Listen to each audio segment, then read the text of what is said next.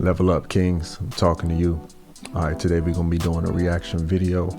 It's gonna be about a woman being ghosted by a guy that she made wait for a long time for her. Her name on TikTok is Adrian Michelle 3. So let's get into the video and see what it's all about. Make sure you subscribe to the channel, like the video as well. Hey guys, so I'm about to have a vulnerable moment. I rarely do this. Don't make me regret it. Okay, I'm gonna let y'all in my business just a little bit.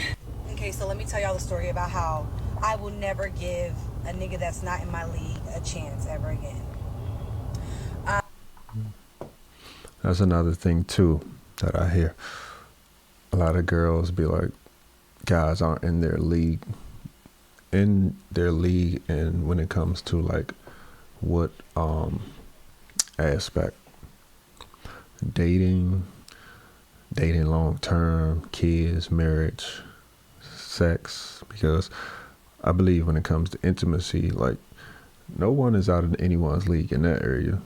We all human, we all have working parts, and we've seen like women who talk with the ego behind closed doors. They messing with the guy that have little to nothing to his name, and so yeah, that's just my thought on that. So you know how guys be like, listen, I swear, like, you ever give me a chance, I'm gonna really show you.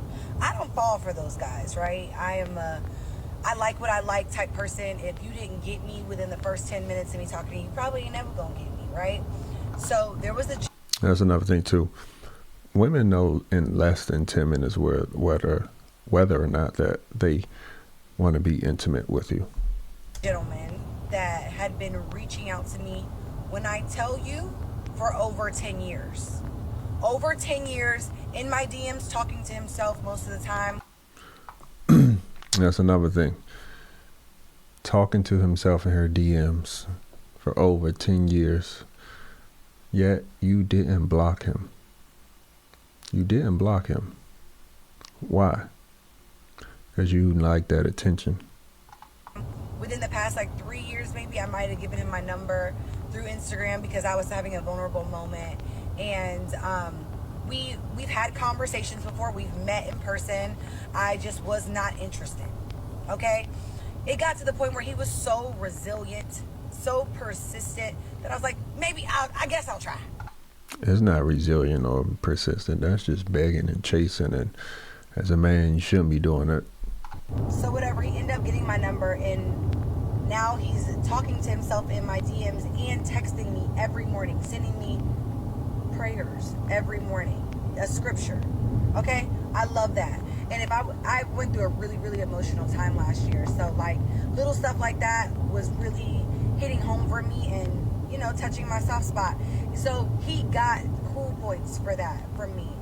For whatever reason, you know, I don't really know how my brain functions and why I was allowing certain things to go on, but I did, nonetheless. So here we are. I started... She says she don't know how her brain functions and allows certain things, but if a person is out of your league, certain things aren't going to be allowed. Simple as that.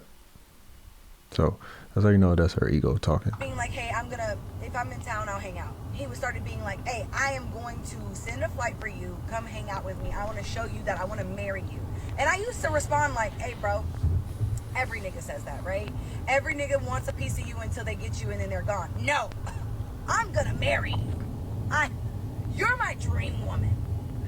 So now I'm like, all right, it's cool. I could go to a wedding with him. I like going to weddings. I like being people's show pony because I enjoy things like that, right? So I start considering actually flying to go see him. And now I'm like on his page picking him apart. Like, he'll send me videos like, hey, I went and got my teeth cleaned. I know how much you like when people get their teeth cleaned. I was like, okay, at first. He's like, well, and I smell real nice. You know, I like that type of stuff too. I'm like, you know what? He's so nice. Let me give him a chance. So I'm looking on his page, like looking at his teeth. Let me give him a chance 10 years later. Looking how tall he is, looking at his body. And then I go, what's up with that hairline? And I look past it. That should have been my telltale sign. I'm looking at all his videos. It looks like he has like a freaking painted on hairline. And I still went against my better judgment. He got me. Thought he was out of her league. She's still allowing stuff that's out of her league to be in her league. So even after all my investigative work, that hairline, he got me. This is how he got me. I went on that boat. When I went on that boat, I got real bored and really, I don't want to say lonely because that wasn't the word, but I was just like in need of some type of energy, right? So you was lonely. It's okay to admit that you felt lonely. He's messaging me while I'm on there, and I was like, you know what? I fly back to Houston I get back to Houston when I get there. Pull up. You live very close to there. Pull up. He was like, oh, I got this, that, and the third on Sunday. I was like, well, don't blow your opportunity. And he was like, you know what? You're right. I'm going to take this opportunity. You're giving me a window of opportunity. I'm going to take it. Oh, Lord. He's like, I'm going to drive down there on Saturday, stop drinking with you about 9 o'clock, and then drive back at 5 in the morning so I can make it back for X, Y, and Z on Sunday. I was like, hey, baby, whatever you choose to do, that's your business. Thirsty. I was just about to say, you got stuff to prioritize. Don't put it to the side just for some intimacy. I don't care if you like, I waited 10 years for this. Who cares? Something else will come around. If she really wants you, she'll still be there. Prioritize what you got to prioritize, man.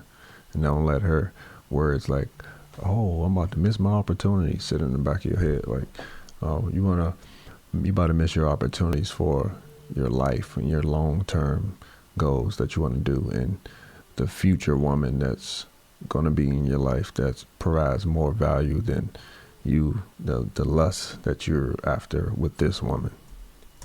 Right?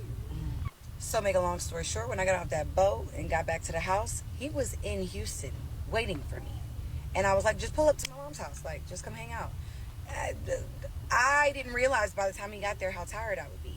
So now he's at my house, my mom's house, and I am exhausted. I can barely keep up with the conversation. He's chipper. He's ready. You hear me? It's about 1:30, 2 o'clock, and I am pooped. All right? But he's still there. Not leaving, not catching none of the vibes that I'm clearly not being myself. Yeah, that's the thing, fellas. You got to read the room.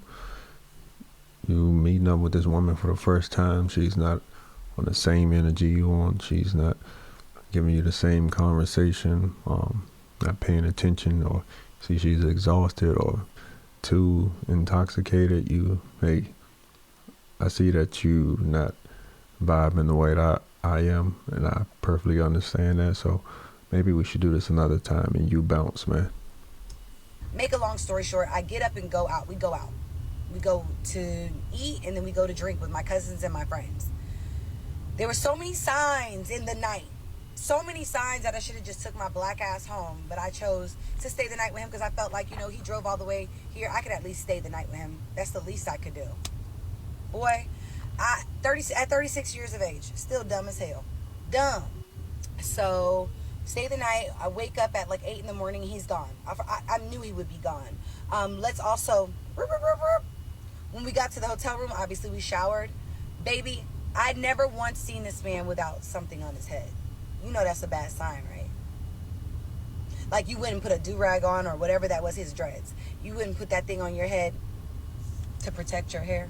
Cut it out. That hairline is on the struggle bus. I already know it is. Has to be. It can't. There's no other alternative. Anywho, I called him like when I woke up because I was hungover. And we had a little slight conversation, and he was like, hey, I got to handle XYZ. Okay, go handle your business. I have not heard from that man since.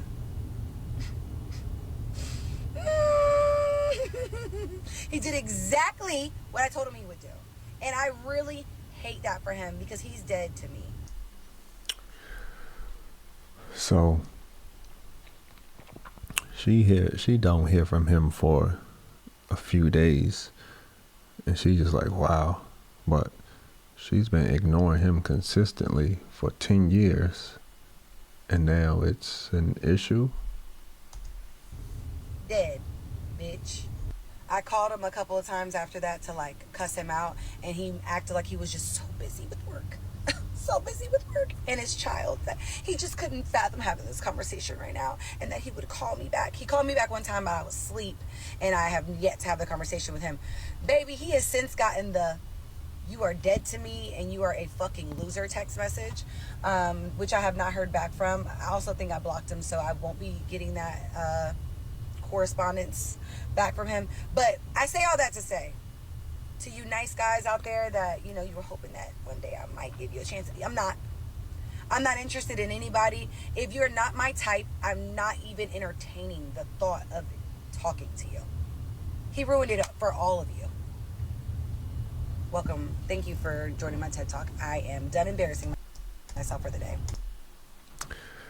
Notice she said, to all you nice guys, is he ruined it for you.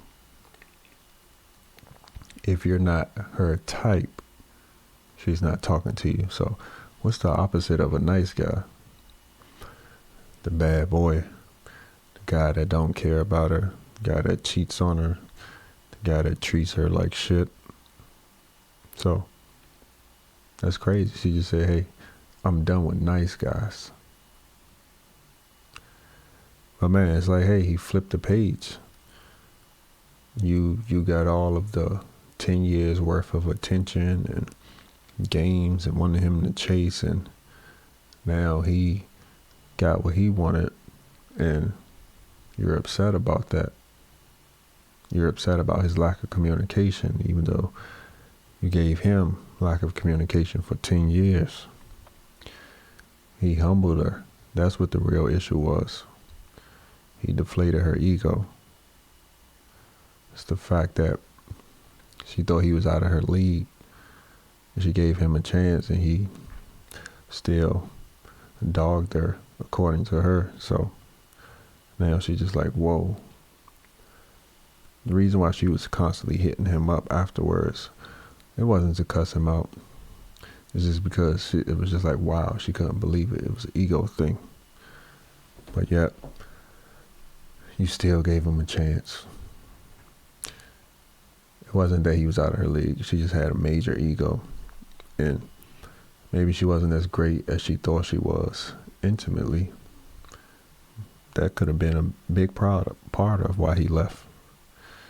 Maybe it wasn't smelling right. Who knows? But hey, don't chase anyone, fellas. Especially not for 10 years. Love yourself, kings.